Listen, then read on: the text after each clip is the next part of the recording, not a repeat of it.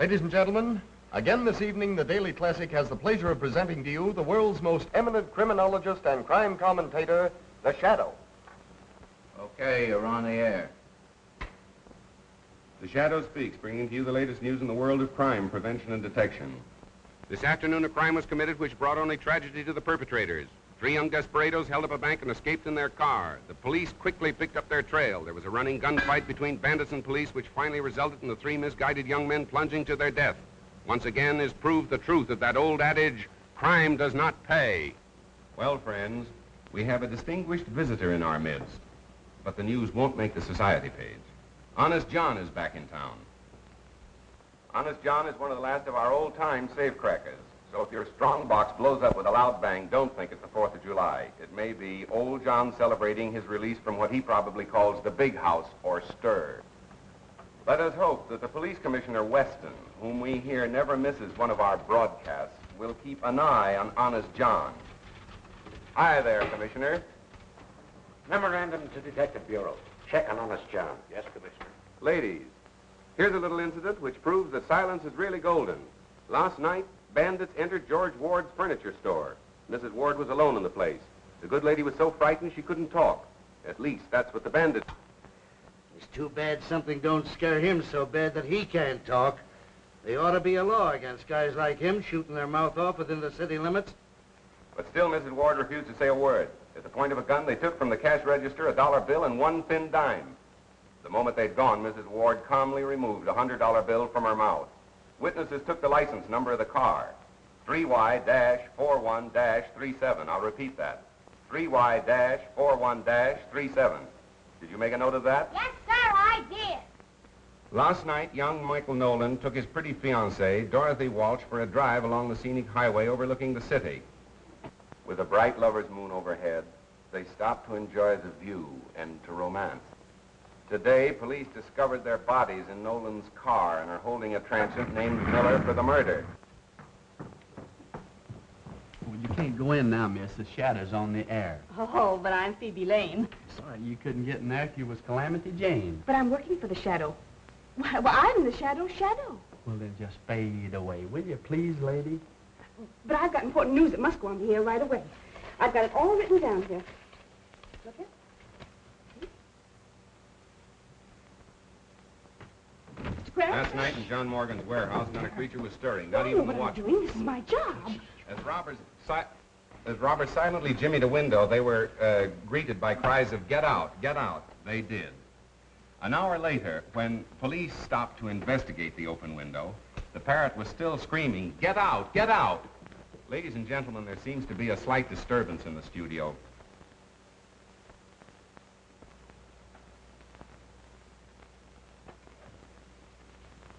Ladies and gentlemen, a newsflash has just been handed to me. I can't guarantee its authenticity, but here it is. A big theater robbery is planned to take place downtown in half an hour. In fact, 9 o'clock. Read the Daily Classic for particulars. And now, the Shadow bids you good night until tomorrow. You didn't give the name of the theater. The police won't know where to go. No, and neither will 10,000 other thrill-hunting sightseers. But hadn't you better phone the police? I don't think you have to worry about that. Good night. Good night. Hello. Oh, hello, Commissioner. It's the police. Yes, I have that, too. The Metropolitan Theater. The Metropolitan Theater. See here, Cranston, if this turns out to be a phony tip, I have a good mind to sue you, if I can find the proper grounds. Why not breach a promise, Commissioner? Listen. Radio broadcasting. Hook me up for an emergency order to all cars. General Order 6-2. All radio cars concentrate in Sector 8. General Order 6-2. All radio cars concentrate in Sector 8. That is all. Well, that's us again. Guess you'll have to get along without us, Frank. Well, I guess I can hold this down alone. Go on. Oh, by the way, Miss Lane, where did you get this tip? From a man. From a man. Well, who was it? Don't you know his name? No, but he had an honest face. Would you mind giving me some little hint about how you met this honest face? Well, there was an automobile accident. And suddenly I remembered I was a reporter for you. So I stopped and asked the people their names and addresses and things. And one man said, I can't give you my name and address, but I can give you a big story. And he did. That's what I'm afraid of. He said the Metropolitan Theater will be robbed tonight at 9 o'clock. Daylight saving or standard time? Goodness, I forgot to ask him that. And you had me put that choice morsel on the air. He was so sincere, and he had such an honest face. Well, you better spend more time awake. How did she get in? Well, I tried to stop her, but she scratches. Well, sir, did you hear that pipe dream I just had on the air? Yeah, where did you get it? A man told her. Told who? Phoebe Lane, the girl you wished on me, the honor student of college journalism. Say, will you get her out of my hair and put her back on the household page where she belongs? Not a chance, Cranston. She said she's all fed up with recipes and household hints. She wants to be a real reporter. Oh, I see. Romance and adventure stuff, huh? Well, Mr. Heath, is she running this newspaper, or are you, sir? Cranston, as long as she happens to be the owner's niece, I'm afraid she can pick any seat she wants for a ride. Oh, it's one of those, is it? Well, there's no law against our making the joyride a little, shall we say, bumpy for her, is there? Not that I know of. Thank you, sir.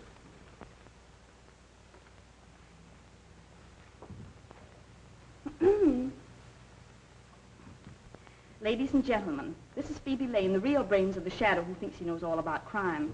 But the real crime of the age is the way he makes you think he's so smart, when it's really me that does the work all the time. Hello. I didn't see you. That's quite evident. I didn't mean what I said, Mr. Cranston. I hope you can forgive me. I wish I could forget you. Oh, if you think you're going to have Metropolitan Theater robbery without me, you're crazy. That is my story. Wait for Phoebe. Hello, Mr. Cranston. Now listen, Mo, you're a fine driver and all that, but you're not working for me. You mean I'm fired? No, but you will be if you insist upon calling me by name. Now remember, you're no good to me unless you don't know me. Okay, stranger. Where to? Metropolitan Theater. This is going to be thrilling, isn't it, Mr. Cranston? Yes, and dangerous, too, particularly for you. For me? Why? Well, when the crooks start shooting, it seems they pick off the girl first. I never knew that. Now, a strange quirk in the criminal mind. Nobody seems to understand it. Oh, but I understand it. It's because they realize that the girl is really the smart one. They have to get her first. Miss Lane, why didn't you stick to the baby and biscuit end of the newspaper business instead of hurling yourself into the jaws of death? Because I'm tired of babies and biscuits. I want thrills, adventure, romance. Ah, but the household hint page is the place to find it. The home is the very symbol of romance. Oh, no, it isn't. The nearest I ever came to it was when a cross-eyed washing machine salesman tried to kiss me in a model kitchen. Young lady, you're impossible. Not if the right man comes along.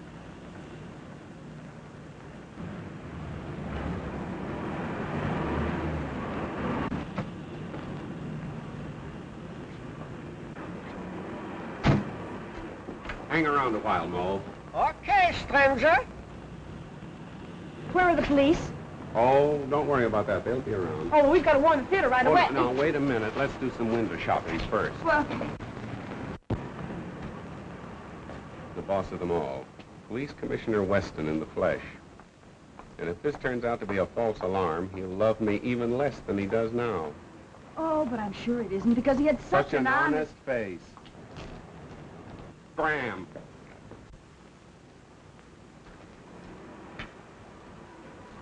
Hello, Commissioner. Say, what kind of a song and dance is this? I hope you realize my whole department has been shifted just to take care of this tip-off. Maybe you'd rather have the theater robbed and let them chalk up another black mark against your record. Now, see here, we got crime down to the lowest level it's been in years. But the way you advertise it, people will think a crime wave is on. You might have twice as much to deal with if I didn't advertise the crime doesn't pay. I'm helping you. Well, I'd like to try running the department without your help, just as an experiment. It's 9 o'clock. Well, well, well. How time flies.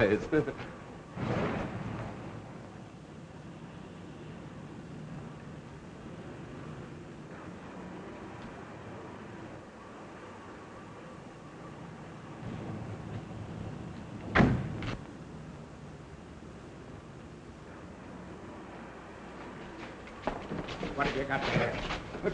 It's my violin. What are you taking it in there for? For to play it, of course. I am a violinist. Yeah? Let me see it. Please, be careful. It is very valuable. Shut up. See? I no lie.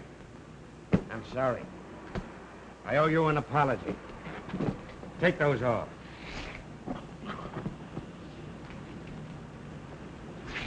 I ought to send you to jail for life for bringing me out on such a wild goose chase. I didn't invite you. You crashed the party. Mr. Cranston, I consider you public nuisance number 1. Good. I like to be first in everything, Mr. Weston. I gotta phone the paper. Hello, Heath. Cranston speaking. That robbery tip was just a gag to get the radio cars off their regular runs. Yes, I got a hunch something big is gonna break elsewhere. Better hold page 1 in my column for remake. Oh, and have Burke stand by. Yeah, so long.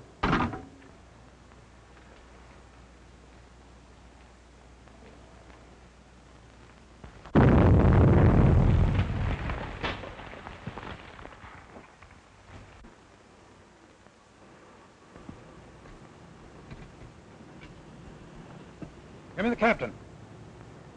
McCabe reporting, sir. Explosion in 93 Madeira Drive. Yes, sir.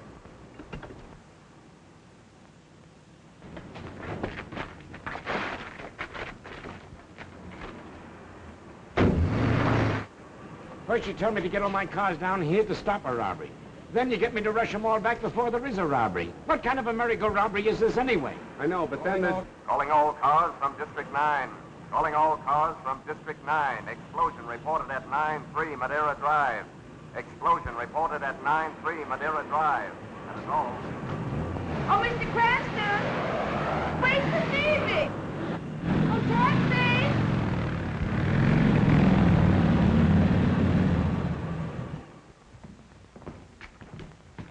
Mr. Cranston, kindly keep your fingerprints to yourself. Riley, take the door. Have you searched the house? Yes, there's no one else here. What, no servants? Servants have a day off every week. Or haven't you heard?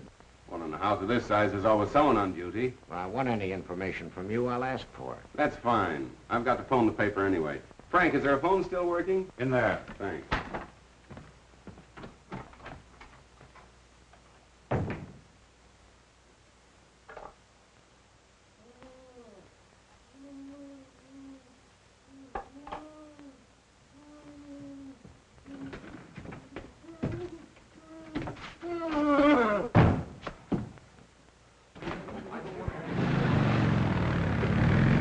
Thanks for the ride, mister. Don't forget to look for your name in the paper. No one. Stand back, lady. Oh, but I'm a reporter. I'll show you my press card. No reporter. Oh, but officer, I've got to make good on this story. I've got a sick mother. Oh, yeah? Well, your mother's going to have a sick daughter if you don't scram out of here. How many of them were there? I really can't say, sir. Oh, come on. You must have some idea. Think back. I think there was only one, sir. I was grabbed from behind. Oh, I'm so shaky, I think I'd better go to bed. All right. Thank you.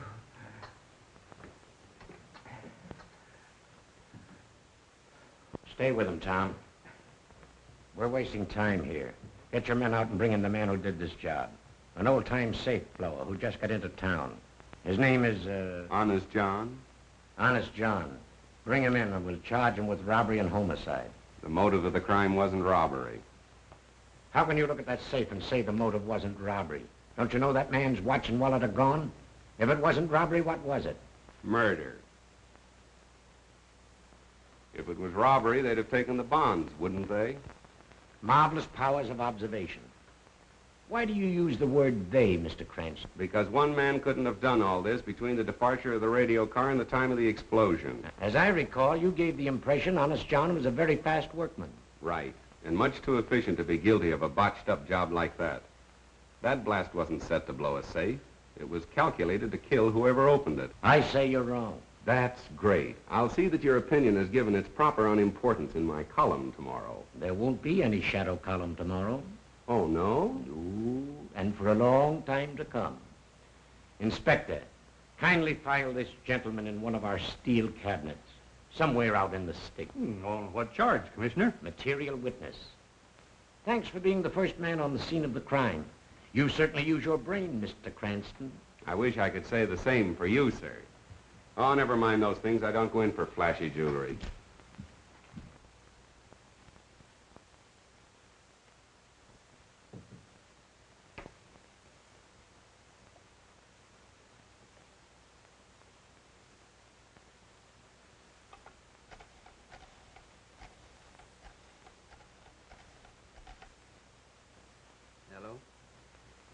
me the desk, sweetheart. Burke speaking.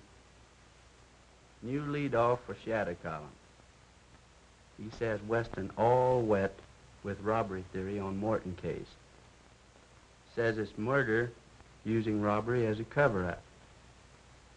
Honest John, nah. He's just as innocent as a new laid cornerstone. Oh, yeah, I say, Cranston's been pinched. Yeah, held as material witness. On the way now to some hick-town hoosgow. Oh, sure, right on my toes. Well, so long, pumpkin puss.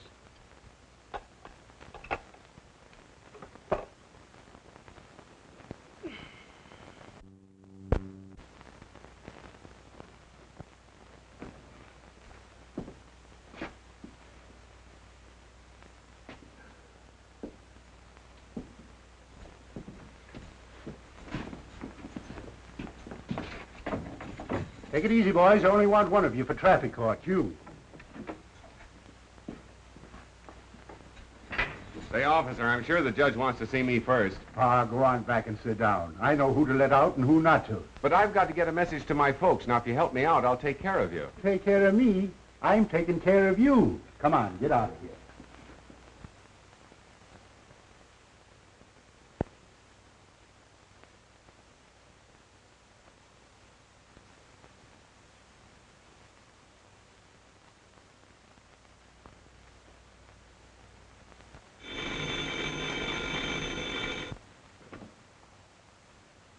Hello, Heath. Well, I suppose you want to know what happened to your man, Cranston. After what you let him print yesterday, this is a fine time to call me up and ask for anything. But, Commissioner, you've got to let him out for the broadcast tonight. Why, thousands of people are waiting. To hear what else he has to say about the stupidness of the police department, huh? Well, let him wait. And furthermore, unless he changes his tune and lines up on our side, I'm going to cut off all police news from your paper. But the news is public property. You can't... Keep your men away from the records? Of course not. They can have the same access as other citizens. And I'd like to see you get out a newspaper on that. All right, Commissioner. Anything you say. But you've got to let the Shadow out in time for his broadcast tonight. We can't disappoint the public. Can't disappoint the public, huh? Well, we can't mislead them either. Goodbye. But... we must have got cut off. Say, what are you in for? Nothing. You mean you've done nothing? Absolutely nothing. They're holding me without charge. Oh, well, now that's unscrumptious. That's the greatest... I never heard such a thing in my life. They can't do that to you. Hey, jailer! Pardon me. Hey, jailer. Keep your shirt on. I'm taking you out right now. Me? I don't want to go out. I've got a right to stay here. This is the man who wants to go out. Listen, tell that to the judge, and he'll take care of your friend and you, too. Oh, don't you worry. Everything's coming out. Now, wait a minute. Don't handle me so rough. Oh, don't worry. Everything's coming out all right. Goodbye, old boy. I'll see you soon. I'll see you some more. Good luck. Have a good time. Now, just a minute. Wait. I'll just be listening. Everybody gets out but me.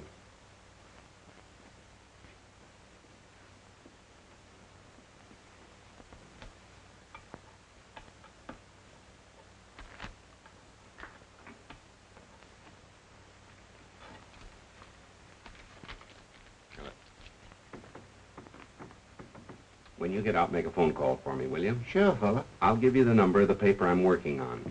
You call them. Come on, you. Yes, sir. I don't mean you, I mean you. Me? Yes, you. Yeah, your girlfriend's here with a habeas corpus, and that lets you out. Oh, good luck, pal.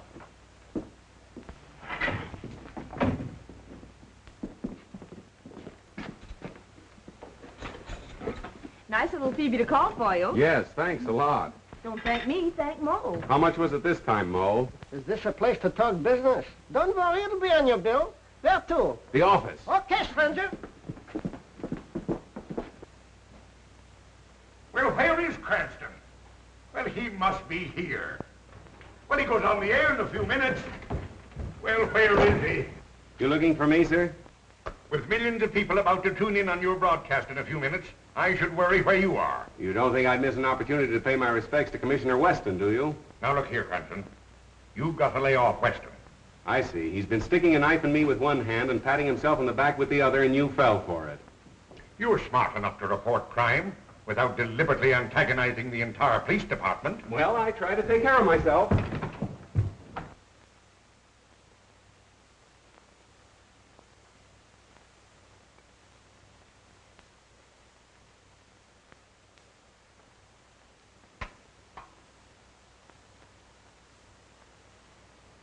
Good evening, friends. Yes, it's your old Shadow Man, and after languishing in one of Commissioner Weston's small-town jugs, the Shadow is just a shadow of his former self. Now we'll get down to the Gerald Morton case and the reported difference of opinion between the Shadow and his other Shadow, Police Commissioner Weston. Friends, I am now of the opinion that our efficient police department, under the able guidance of the Commissioner,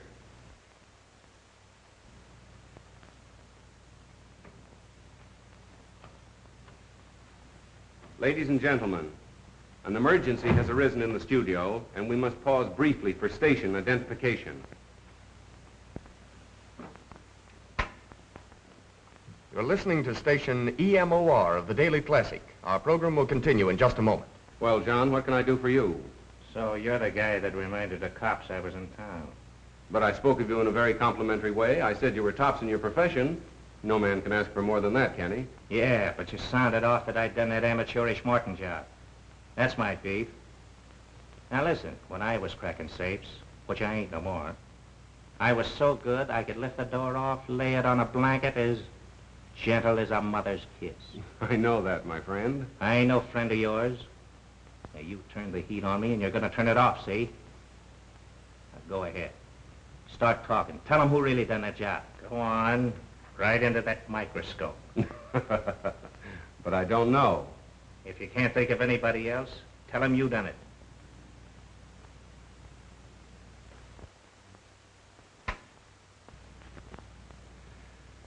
My friends, now that I have the situation in the studio absolutely under control, we can resume our discussion of the Morton murder mystery. Why was Gerald Morton murdered?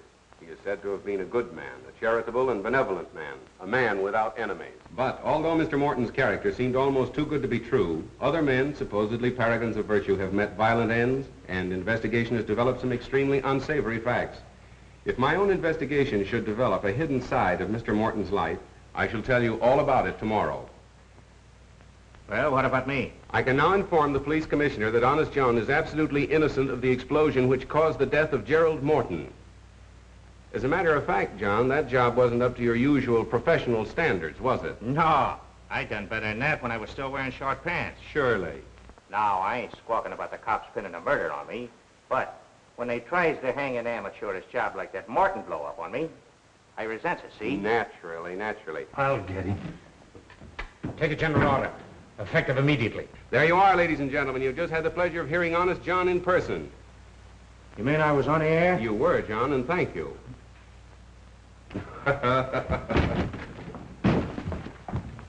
You dumb ox, why don't you look where you're going? Ladies and gentlemen, for the past 24 hours, the entire police force of this city have been trying to locate Honest John. Yet the Shadow has had no difficulty in bringing him to you on this program this evening. For further details, please read the classic. This is the Shadow saying goodbye until the same time tomorrow.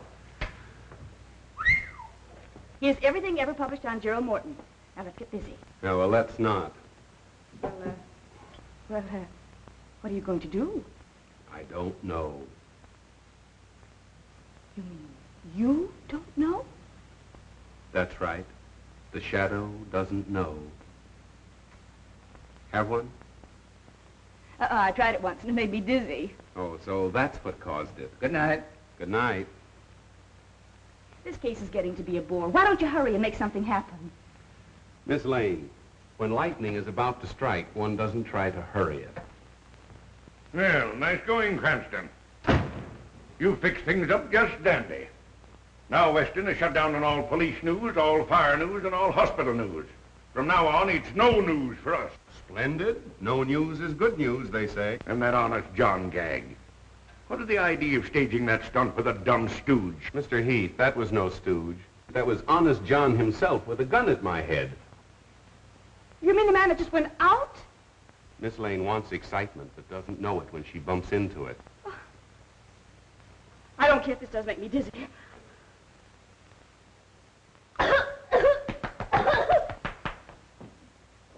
Oh, hello, Matt. How are you? Well, where is he? You mean Honest John, I suppose? Yeah. I do believe, as he'd say himself, that he's taken it on the lam. Why didn't you hold him? Well, why should I? I'm not the police commissioner. Then quit acting like a chump. You know, I think he's got something there. Phoebe, thank you. You're a gentleman and a lady. Now here, stop this clowning. How are we going to get the paper off the spot you two have got it on? We're not clowning, Mr. Heath, and please don't blame Miss Lane. It was my fault. I thought I was Say, doing wait something. a minute. I think you hit an angle in your broadcast where you hinted that Morton's character wasn't all it should be. I don't know that... Oh, it's my office. Right? Johnny, I believe you have it, all right? Yes, Mr. Cranston? I'm Mr. Cranston. What can I do for you, sir? I am Roger Morton, brother of the Gerald Morton, whose name you tried to besmirch in your broadcast. I came over to see just what sort of man could be guilty of such an attack. Well, I'd like to explain that. I don't know what you meant by your hint about a hidden side in my brother's life. But in the presence of my attorney... I beg your pardon. Our firm has great commitments abroad, young man.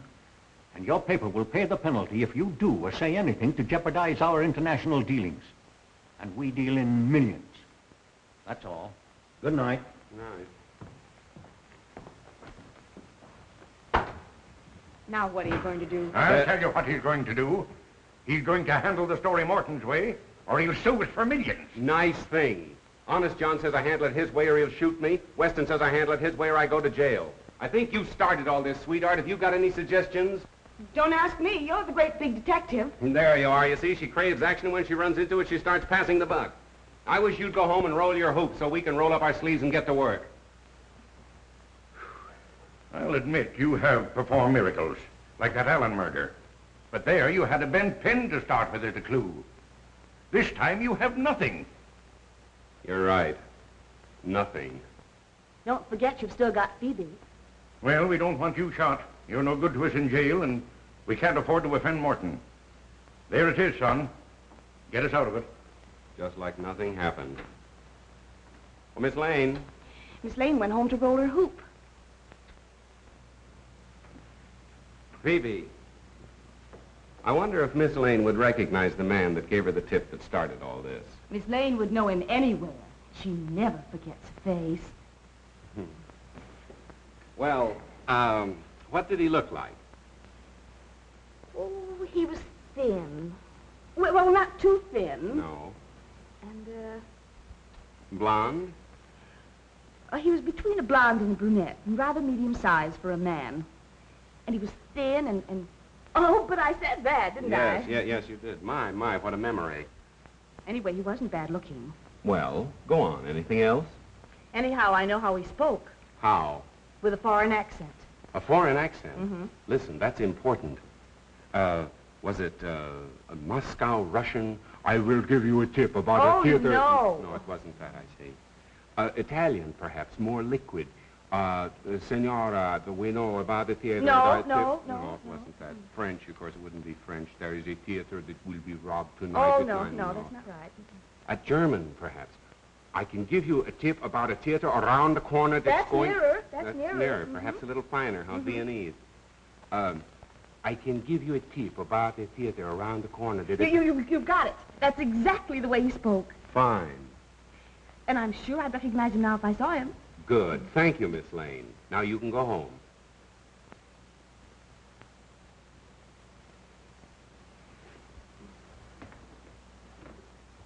Oh, wait a minute. Let me finish before you go away mad.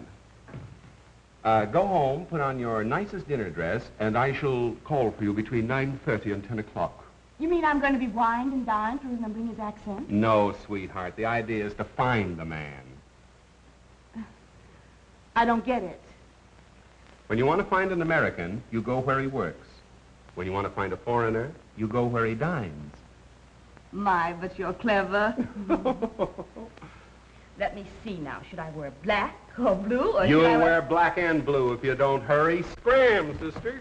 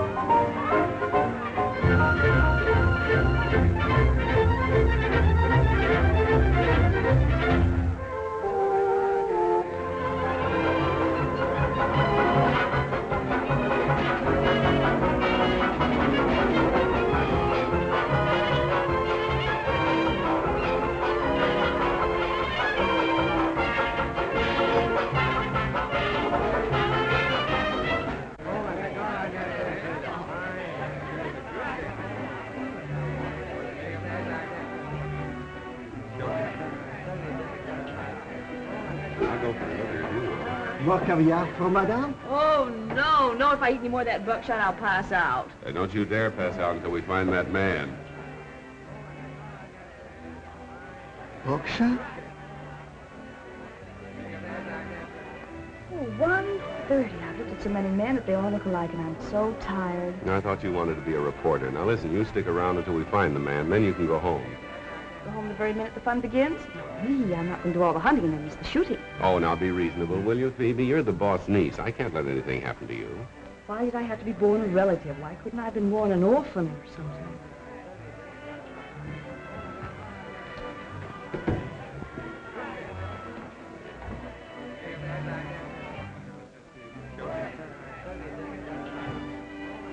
What? There he is. I thought you said he was good looking.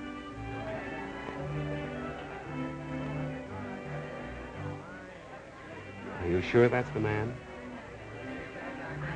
Positive. I'm sorry, sweetheart. You'll have to scram.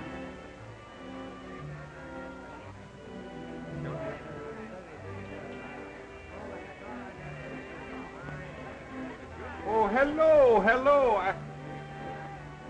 Oh, I am sorry. I have made a mistake. You are not my old friend, Captain Litzman, as I thought. My mistake was a natural one. You know, I have not seen Litzman since we flew together in the war. I see you are an ace also. May I know the name? Mine is Stolsky, Baron Stolsky. I'm called Floto, and this is my friend Starkov. How do you do? I was told when I arrived in America recently that I could meet and make friends with many people of my own class. I am glad that is so. Waiter, gentlemen, what will we drink?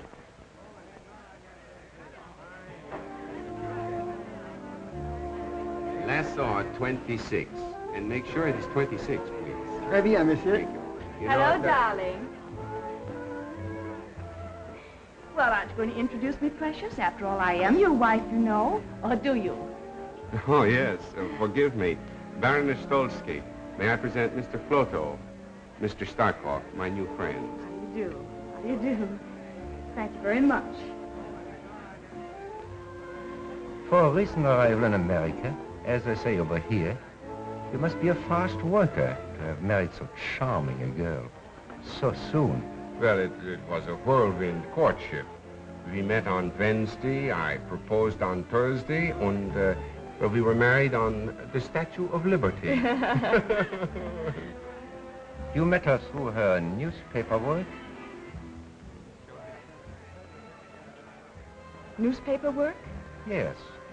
You're a reporter for the Daily Classic, are you not?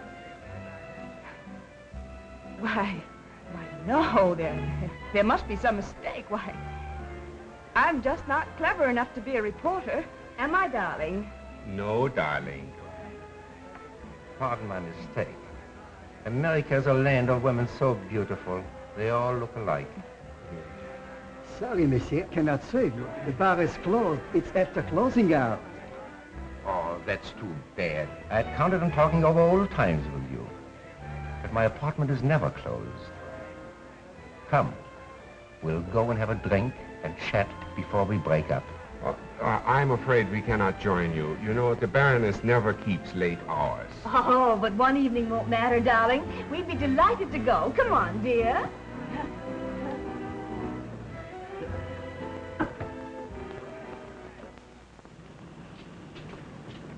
Taxi? Midtown Apartments.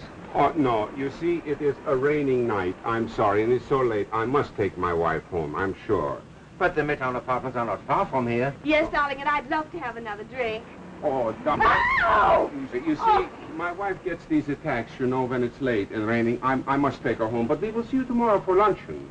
Shall we say at the Hofbrau at 1? The Hofbrau, 1 o'clock punctually. Good. Yes. Where to? 12 Dutton Street. Okay, Splinter. Good night, gentlemen. Good night. Good night.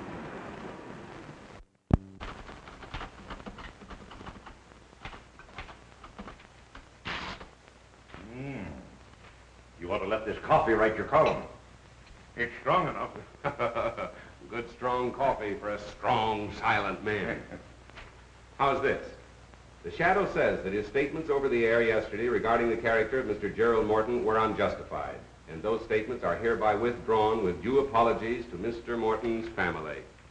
Yeah, but you'll have to apologize to Commissioner Weston. Let's not go overboard in our enthusiasm for whitewashing ourselves. But you've got to square the paper with Weston. Tell how it happened. Describe the scene. You at the mic and Honest John with the gun. I was afraid you'd be expecting that, so I wrote it last night. But I don't like it. My apologies to Commissioner Weston. Perhaps he's right in his belief that Honest John is the killer. My statement on the air that the man was innocent was made while John himself was holding a gun at my head. And I hope that the Commissioner, with his usual fair-mindedness, will restore the classic to favor. Great. Now Morton can't sue us. And the Commissioner will have to restore our news. Oh, I spend years building up a reputation as a crime expert, then have to expose myself as a stuffed shirt that gets kicked around by the police department. Well, look here, son. If you're so keen about that reputation of yours, why don't you really try to solve this case? Well, I would if I weren't so busy taking care of the boss's niece.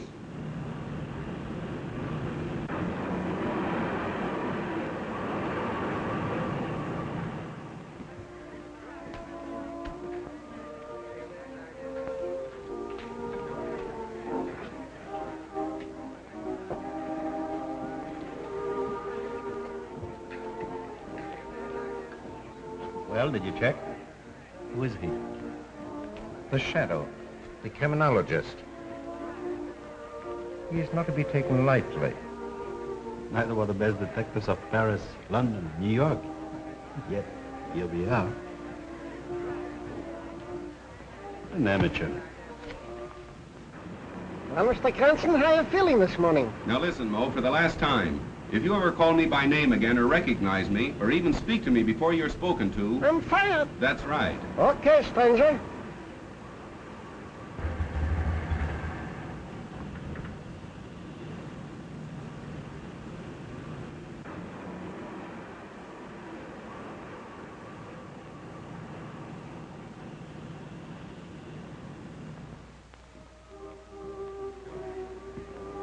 I wonder where our friend Mr. Cranston is.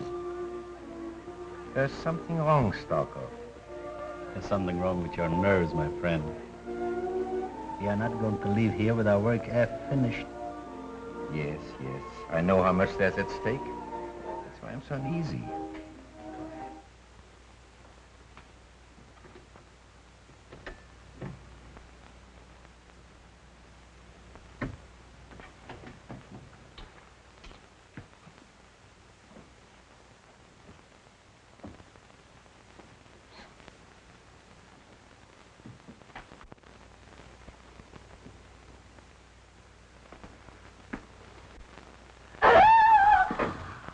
That's right. Tell everybody we're here.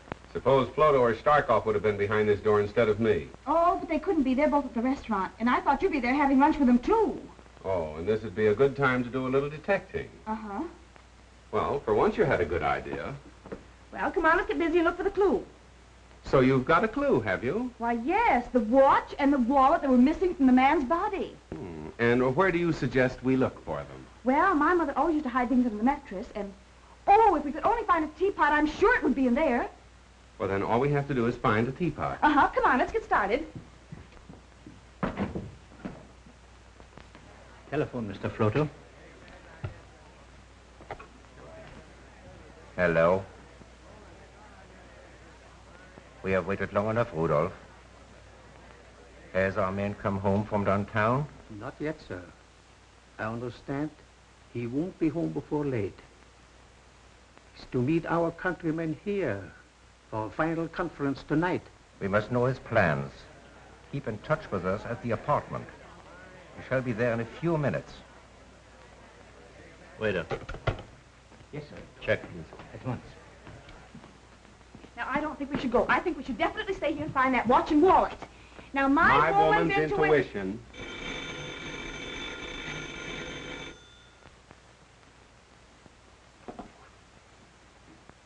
Hello? This is Floto. The master has just gotten home. Early in the afternoon will occur an opportunity when he's gone. No more. Someone is coming.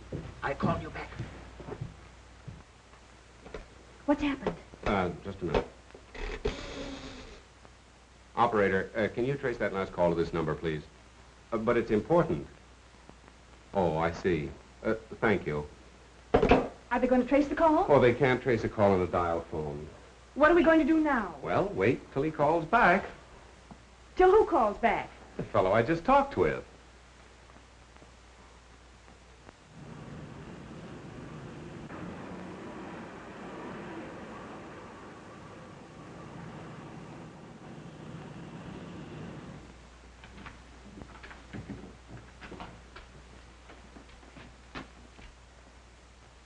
Oh, hello.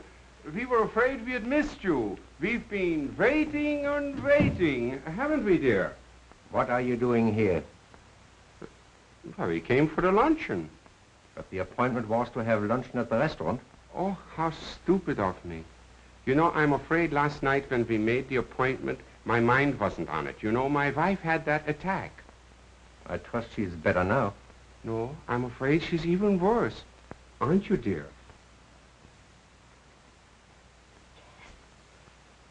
Make her comfortable.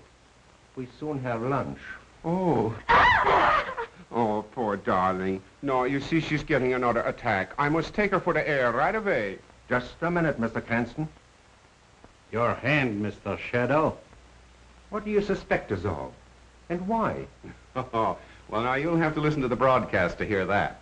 You see, our business is to get interviews, not to give them. Isn't it, sweetheart? Yes, sir. And may we go now? No. Now that we have you here, you are going to stay.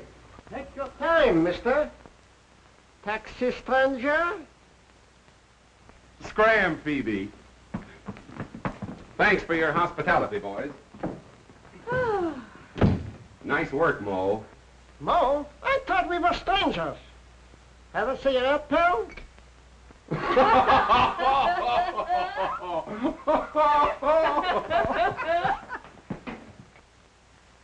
He will not go to the police. What makes you think so? Because he prefers to work alone. Hello. What's that? That wasn't I. We were not at home then. That was Cranston. Repeat what you told him. It's Rudolph. He told Cranston his master would be at home this afternoon, and that an opportunity might occur to strike. That's indefinite. But incriminating. He must act at once, today. Tomorrow may be too late. Naturally, my woman's intuition told me that we should get out of there, but I was afraid to tell you because I thought you'd laugh at me. Well, thank goodness it's all over. There's nothing to worry about now. You take your woman's intuition and go to luncheon. Oh, trying to get rid of me. Well, I'm not going to go. I'm not going to miss any more fun. Well, I've got some work to do. Now, you run along, please. All right. It's a good girl.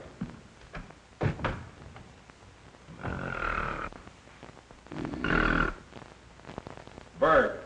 Bert. Bert. Bert. Come on, get up and get going. Where to?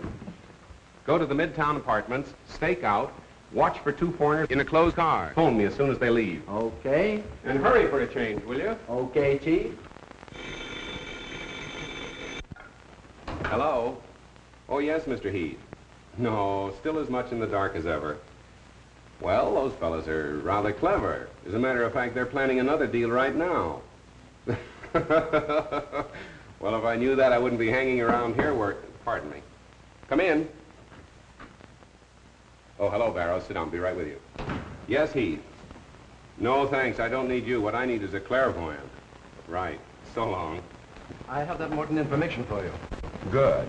I understand that Gerald Morton's firm was interested in some very big international deals. Was that right? Yes, they still are. I made these notations for you. Their recent underwritings include 10 million Argentine fours, 28 million Danish refunding 2.5s. And I understand they'll soon issue several new European debentures. Well, what about them? That might be a good investment for me. Certainly. However, these new bonds that Morton & Morton are about to offer seem to me to be highly speculative. But if the 50 million is spent to build up the army as intended, the exiled aristocrats will never succeed with their threatened revolution. Good. That's what I wanted to find out. Oh, pardon me. Miss Lane, do you know Mr. Barrows, our financial editor? How do you do? How do you do? What's this all about? At a time like this, you're talking about investments. I'll be with you in a minute. Editorial. Editorial. Cranston speaking. Whole shadow column for remake. Right. I brought you some lunch. I was in such a hurry, I dropped your bottle of beer, but we can share mine. A good assistant would never let her boss go hungry. Oh, thank you, Miss Lane. And now will you phone the commissioner and tell him I'll call him back later? What's his number? You'll find it in the book.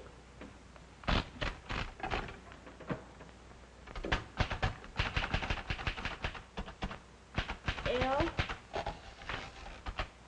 A 6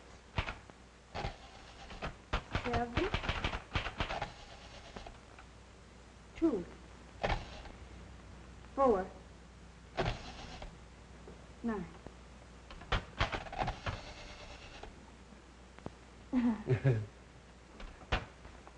There you are, Commissioner.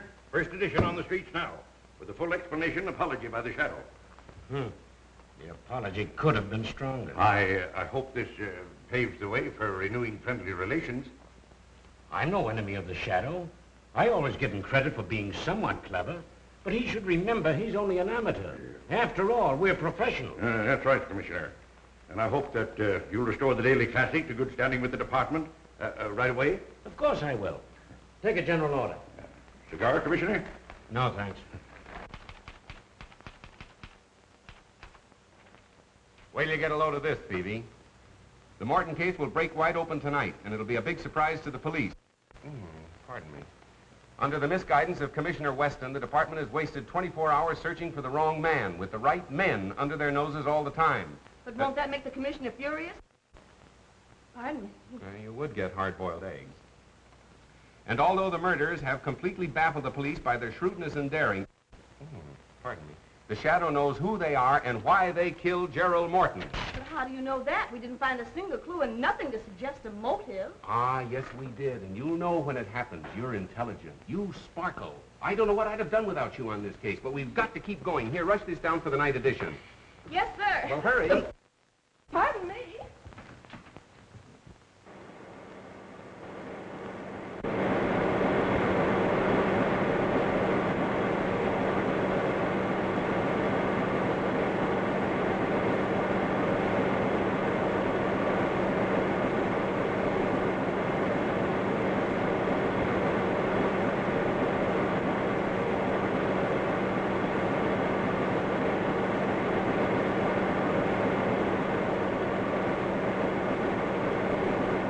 Told you not to fight Weston. You ruined the paper with your grandstanding. Even if you have added 100,000 new readers to our circulation. Maybe you're right. Maybe I did pull a boner. I did it to keep the confidence of our readers, to prove that we've tried to expose stupidity wherever it exists.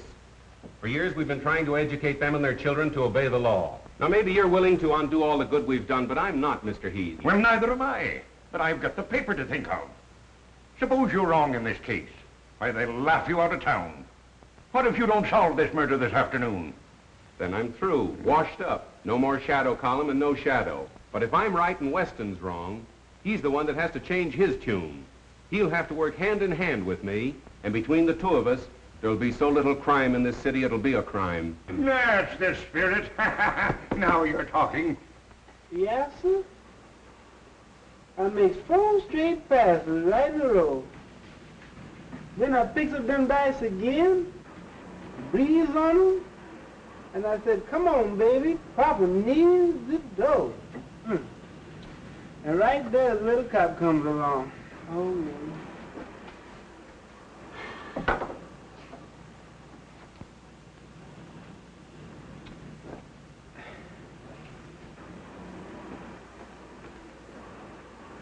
Well, how's that, boss? A boss?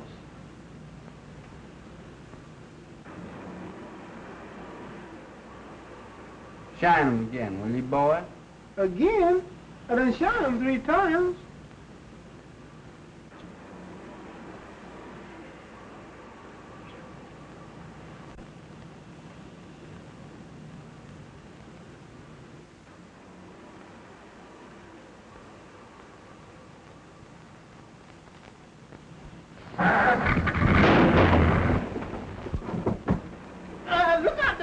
put that in the wheel and kill somebody.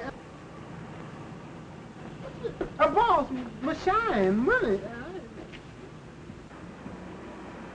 We'll have the usual introduction, and then naturally work out the theme that crime doesn't pay. Answer that, will you please, Miss Lane? Hello?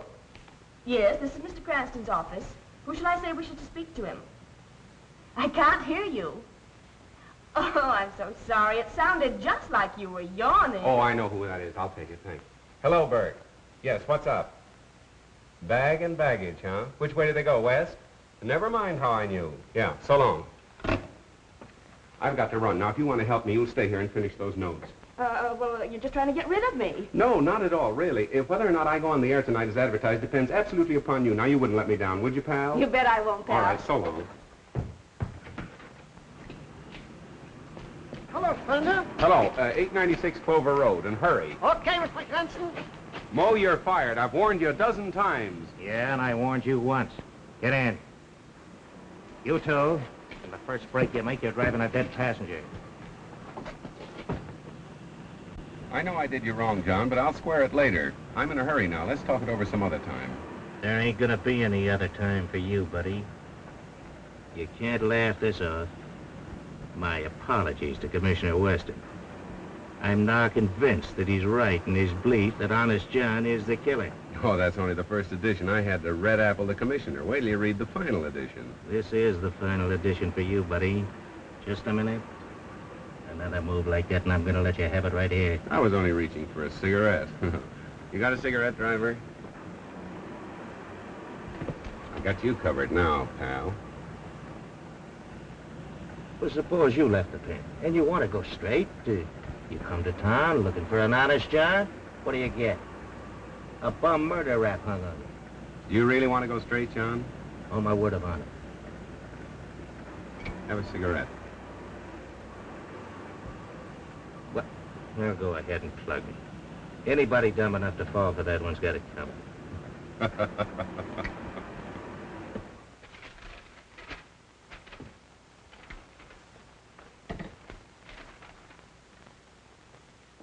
Am I on the air? Thank you. Ladies and gentlemen, this is Miss Phoebe Lane, the Shadow. If Police Commissioner Weston is listening in, I should like him to know that the Shadow and I think he's the world prize sap, and we intend to leave no stone unturned. The Shadow knows who killed Gerald Morton and why. We'll be on the air at 8 p.m. this evening as usual. Well, we'll see about that. Matthews, what's the law covering withholding of evidence from the police? Section 164, Revised Criminal Code, sir. Get out a warrant for Cranston and pick him up at once. Yes, sir. And now, ladies and gentlemen, I'll give you my own story of how I helped the Shadow to solve the Gerald Morton murder mystery. In the first place, Commissioner Weston and his very dumb stooge, Detective Inspector Matthews, were off on a false scent, as usual, and... Keep right on, sister. You were going great. Oh, I'm so sorry. You frightened me so I didn't know what I was saying, and I never know what I'm saying when I'm frightened. Do you want to see Mr. Cranston? Yeah, just to say hello. You're not going to arrest him again. Oh, no. Cranston and I are old personal friends. Oh, then I can tell you where he is. He's out in the Morton case. Ah, Morton. Thank you. Be sure to thank Mr. Cranston for me. Well, thank you, Mr. Matthews. I certainly will. I'm sure he'll thank you. Mm-hmm. Goodbye. Bye.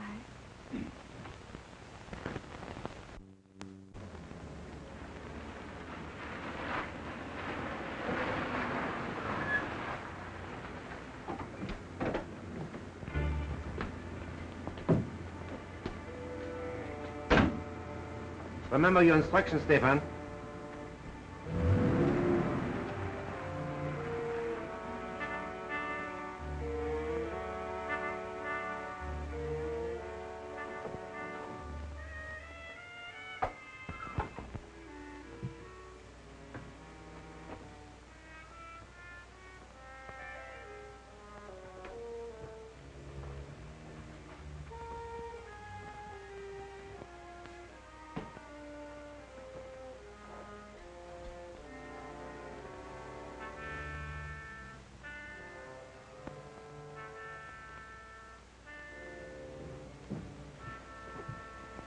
Sorry if I kept you waiting, gentlemen. Our appointment wasn't until later. We are not the men you are expecting, but we are here regarding the same matter. Won't you sit down?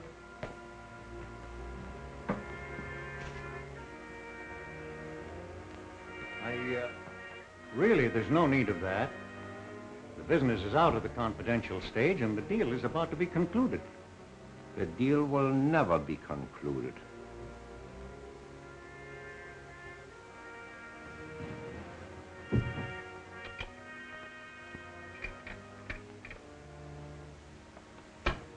You will kindly take out all negotiable bonds and securities and any large amount of money.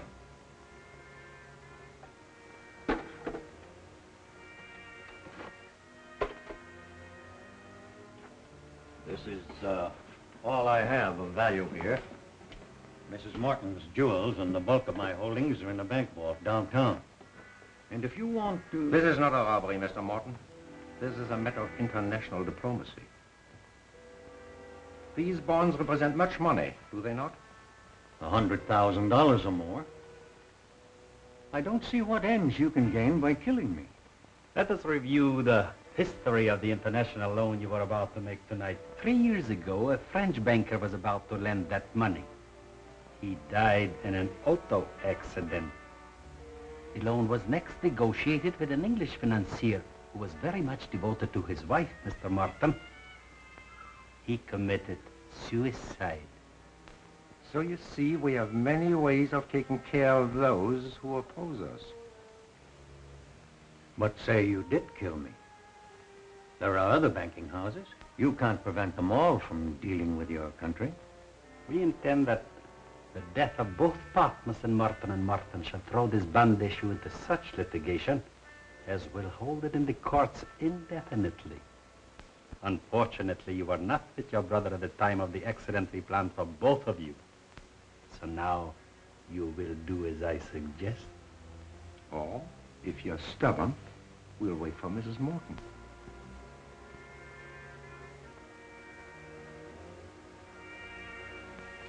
What do you want me to write? The death of your brother will make necessary that you account to his estate for your interest in the firm, will it not? Of course. Good. We take these. Your accounts are 100,000 short. You are faced with exposure as a faithless partner, as a thief of your brother's money. You understand? Now you know what to write, Mr. Morton.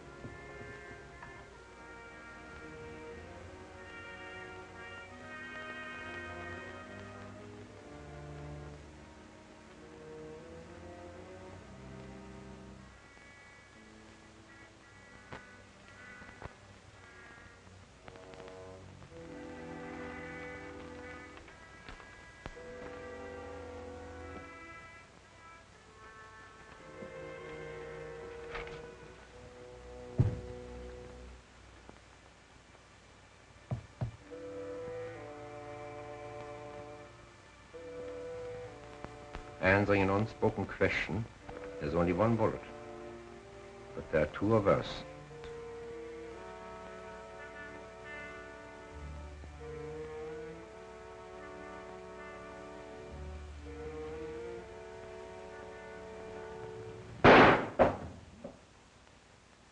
Good shot, John.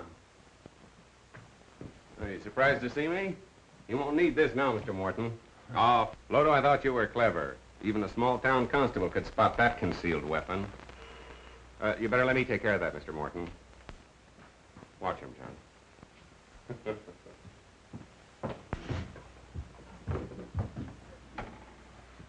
Oh, hello, Matt. Hello. How did you get here? Weston sent me out to pick you up. You're under arrest. What, again? What's the charge this time? Withholding evidence in the Morton case. As usual, the commissioner's late. Hey, you!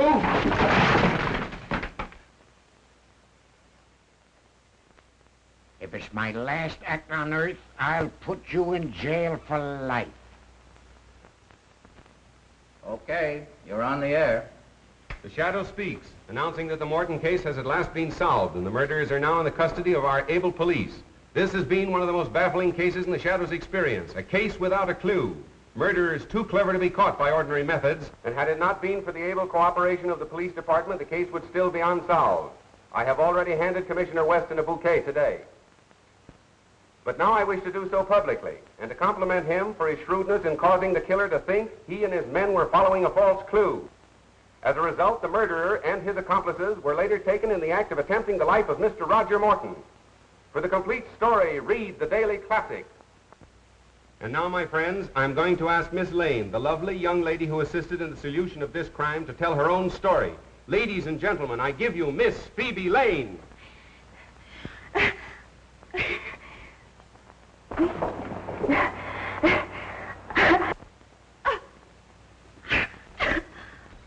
Ladies and gentlemen, there seems to be a great deal of static interference this evening. And anyway, we thank Miss Lane for her very vivid description. Remember, ladies and gentlemen, crime does not pay. This is the Shadow saying goodbye until our next broadcast.